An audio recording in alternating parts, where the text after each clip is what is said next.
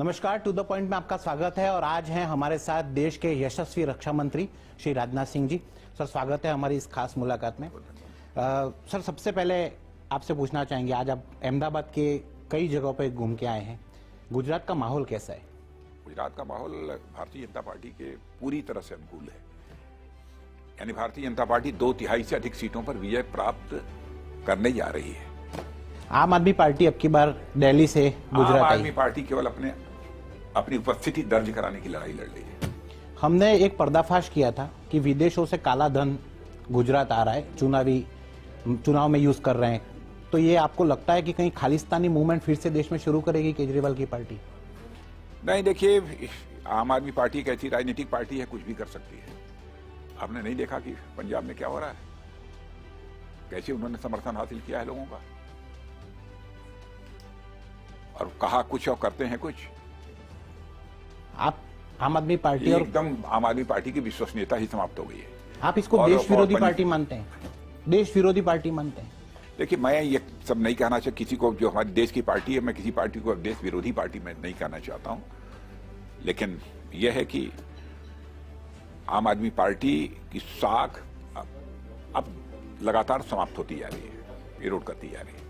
आपने एक सम्मेलन में कहा था कि नरेंद्र मोदी जी महात्मा गांधी जी के बाद में ऐसे एक राजनेता शुरू हैं जिनको पब्लिक सबसे ज्यादा प्रेम करती है।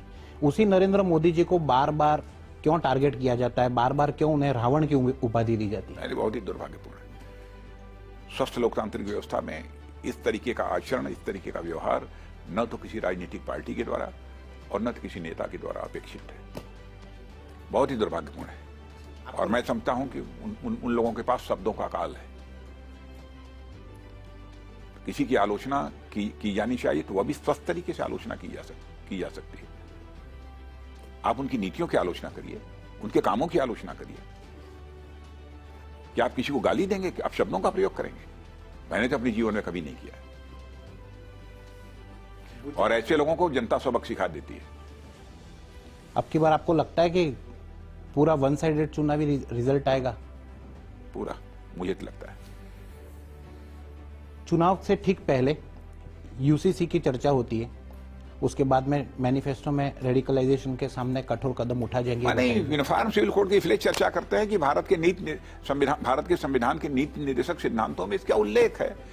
जो हमारे संविधान निर्माताओं ने कहा वही कर रहे हैं। विपक्ष आरोप लगाता है आप ध्रुवीकरण पर। उनको जानकारी नहीं है इसका मतलब। विपक्ष का तुष्टीकरण की, ध्रुवीकरण की राजनीति विपक्ष करता है। हम तो पॉलिटिक्स ऑफ जस्टिस, न्याय की राजनीति करते हैं, इंसाफ की राजनीति करते हैं। एक आरोप और लगता है कि जब भी चुनाव आते हैं आप राम मंदिर की बात करते हैं, 370 की बात करते हैं, चुनाव गुजरात के हैं तो गुजरात के मुद्दों पे क्यों बात नहीं करते? भाई, सब काम किया है तो न कहें। धारा 370 की चर्चा तो संविधान में भी रही है कि धीरे धीरे अपने आप इरोड हो जाएगी, उसको समाप्त कर दिया। राम मंदिर, चाहे महाकाल का मंदिर हो, चाहे सोमनाथ मंदिर हो, यह सब हमारी सांस्कृतिक विरासत है। और हम अपनी सांस्कृतिक विरासत की रक्षा करेंगे। तो इलेक्शन मैनिफेस्टो में हमने कहा, जनता के सामने खुली किताब है। यदि अपने सारे कमिटमेंट्स को, अपने वादे को हम पूरा करते हैं, क्या हम अपराध करते हैं? इसीलिए भारतीय जनता पार्टी के प्रति जन सामान्य का विश्वास बढ़ा है कि भारतीय जनता पार्टी इकलौती ऐसी पार्टी है जो कहती है वह करती है। भारत जोड़ो यात्रा से लगता है कि कांग्रेस पुनर्जीवित होगी? नहीं, वो भारत जोड़ो यात्रा क्या पुनर्जीवित क्या होगी? वो कांग्रेस खुद ही टूटती जा रही है। जोड़ो के बावजूद भी तोड़ो होता जा रहा है, टूट रही है। एक आखिरी सवाल, आप अभी हाल में डिफेंस एक्सपो हुआ था और गुजरात में जो डिफेंस सेक्टर जिस तरीके से बढ़ रहा है, आपको लगता है कि बहुत जल्दी गुजरात आत्मनिर्भरता की ओर बढ़ रहे हैं हम तेजी से? पहले बहुत सारे हथियार, प्लेटफॉर्म्स, ये सब सारी चीजें, एमिनिशंस, बारूद, गोले, ये सब दुनिया के दूसरे देशों से मंगाते थे।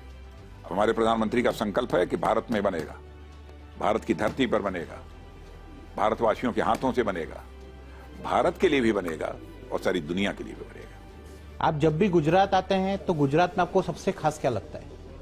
अच्छे लोग हैं, अच्छे लोग हैं। मोदी जी का गुजरात मॉडल लगता है आपको कि अब की बार वापस सरकार? मोदी जी का अब केवल गुजरात मॉडल नहीं, अब तो सारा देश का मॉडल है। गुजरात मॉडल तो है ही, उसके साथ साथ पूरे देश में भी एक शासन करने का एक जो तौर तरीका उनका रहा है और जिस तरीके से उन्होंने काम किया है, उसकी भारत में ही नहीं अब दुनिया के दूसरे देशों में भी प्रशंसा हो रही है। धन्यवाद।